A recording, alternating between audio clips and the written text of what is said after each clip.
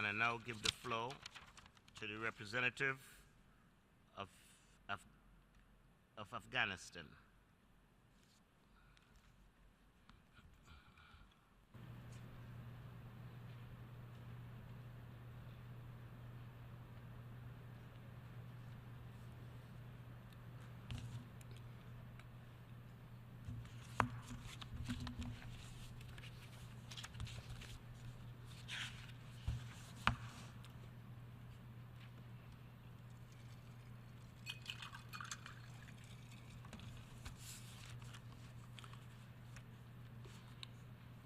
Thank you, Mr. President.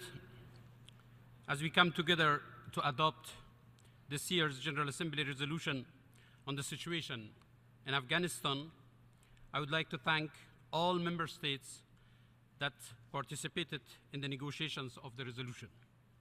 I would also like to thank Ambassador Brown and Ambassador Toms and their team, particularly Daniel Shimsky, at the Permanent Mission of Germany to the United Nations for their hard work facilitating the negotiation.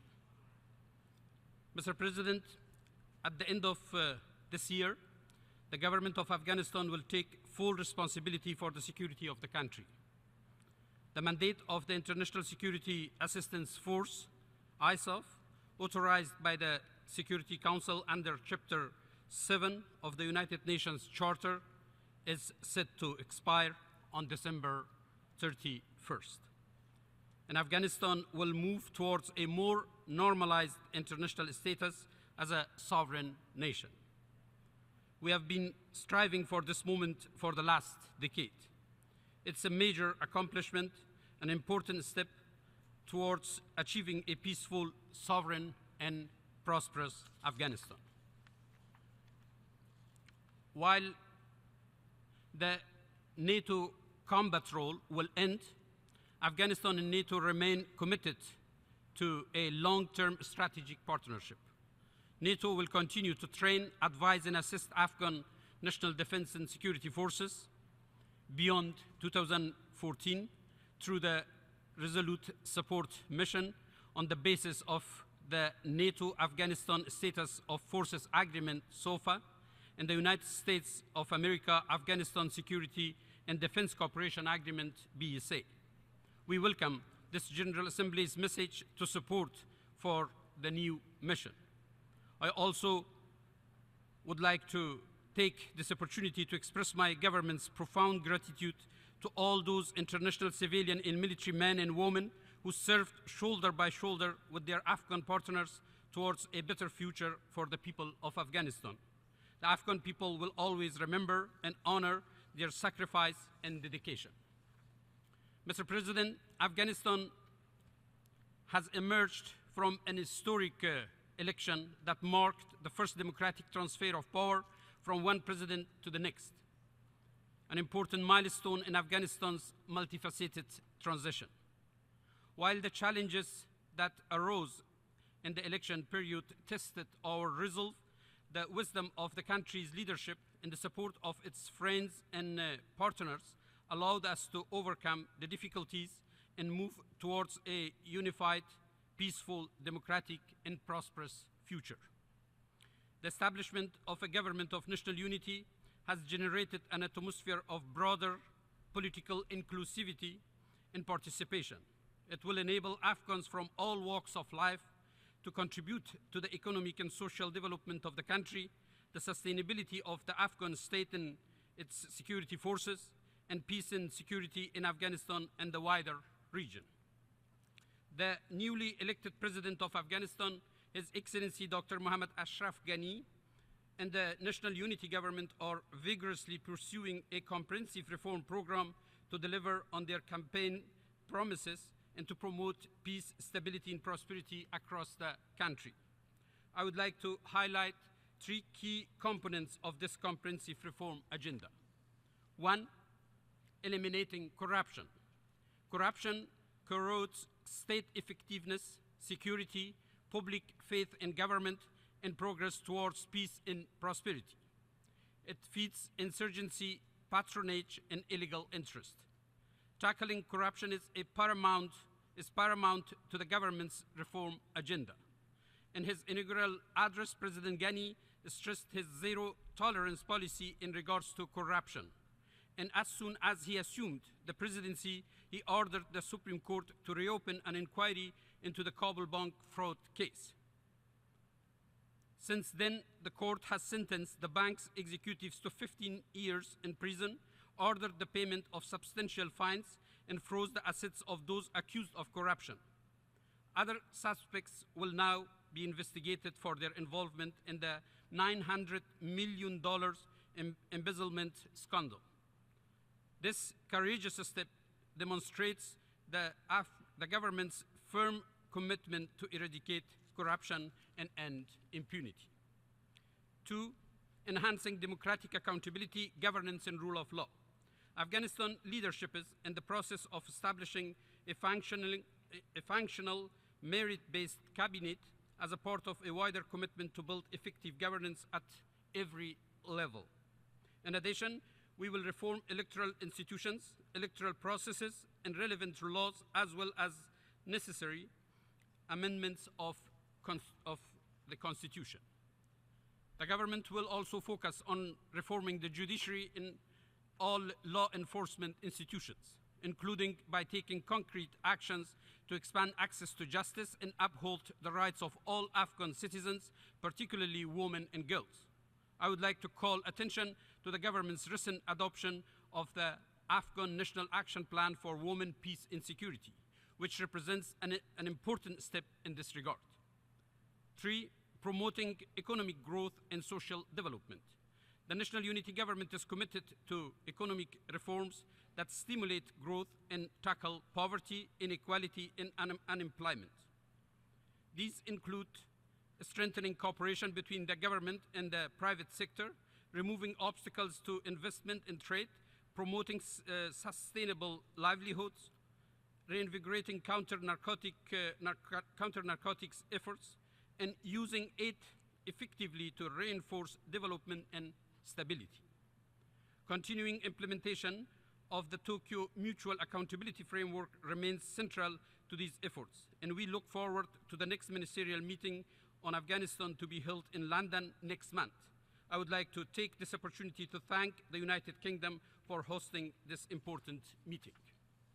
Mr. President, the Afghan people have been victims of terrorism and violence for almost 40 years. The violence perpetrated by terrorist, extremist, and illegal armed groups continues to have daily devastating impacts on all civilians, particularly women and children, and poses the greatest obstacle to political, economic, and social progress in Afghanistan.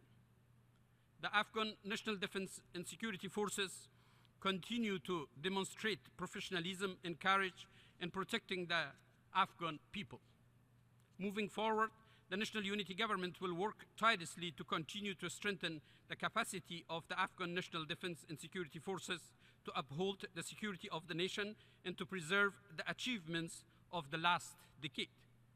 The continuing support for our international partners, namely through the new NATO mission, is crucial to the success of these efforts. But, Mr. President, the country will not achieve peace through military efforts alone. President Ghani has called on all armed opponents of the government to enter political talks and play their part in building a strong and successful Afghanistan. The government of Afghanistan is working to establish a wider, inclusive political framework for lasting peace, including a new outreach to the armed opposition and national reconciliation. This is an Afghan-led and Afghan-owned process, but at the same time, we recognize the important role of regional and neighboring countries, particularly the Islamic Republic of Pakistan, in contributing to our efforts to end the conflict.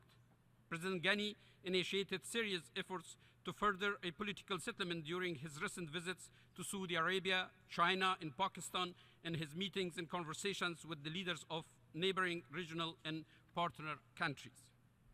Mr. President, regional cooperation is not only key to peace and security, but also to prosperity in Afghanistan and the wider region. In this connection, the government of Afghanistan is committed to deepening cooperation with its neighbors and regional partners. Last week, President Ghani paid an historic visit to the Islamic Republic of Pakistan, where the leaders of two countries opened a friendly, forward-looking dialogue and made concrete agreements related to improving bilateral economic, trade, and investment relations. The visit generated an unprecedented surge of optimism and set the groundwork for long-term cooperation between the two nations. In October, President Ghani conducted another historic state visit to the People's Republic of China, where bold steps were taken towards increasing cooperation in economic development and stabilization efforts. The visit coincided with the annual Heart of Asia Ministerial Conference on 31st of October, which reaffirmed commitment to strengthen regional security and cooperation for a secure and stable Afghanistan. We are grateful to the government of China for its leadership and for hosting the meeting, and thank the Islamic Republic of Pakistan for hosting the next ministerial meeting of the Istanbul process in 2015. The President of Afghanistan looks forward to furthering regional engagement by attending the upcoming South Asian Association of Regional Cooperation SAARC Summit at the end of this month in Kathmandu. Deepening regional cooperation will open the doors to a flourishing continental economy in the heart of Asia. Afghanistan has great potential to enhance the development and prosperity of the entire region by unlocking the country's capacity to serve as a hub for connectivity and trade across Asia. This will entail key energy and power projects such as the Turkmenistan, Afghanistan, Pakistan, India pipeline, TAPI, and the Central Asia, South Asia electricity transmission and trade projects, CASA 1000, as well as the building of a wide regional transport network, including railways and highways. All regional partners can play a role through working together and engaging chambers of commerce and business communities for a joint and coordinated action to turn potential into reality. Mr. President, as the new government focuses on a renewed regional cooperation, our long-term partnership with the wider international community remain the backbone of our efforts for peace, security, stability, and prosperity in Afghanistan. The support of the international community has allowed us to build a new Afghanistan and will continue to be crucial in the transformation decade ahead.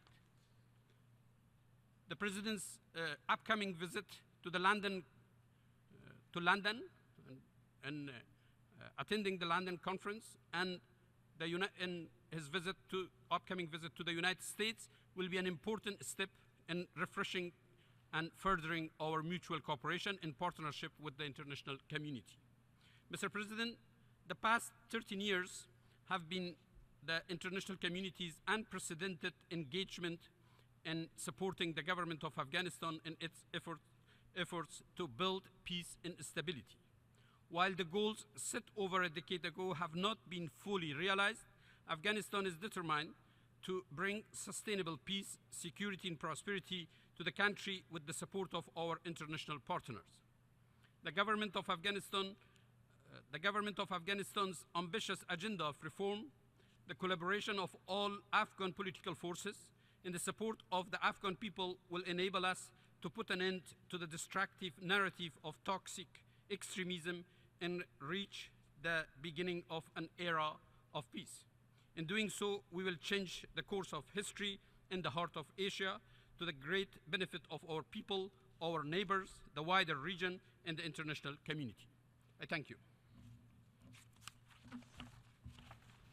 I thank the Ambassador of Afghanistan, and I offer the floor to the European Union.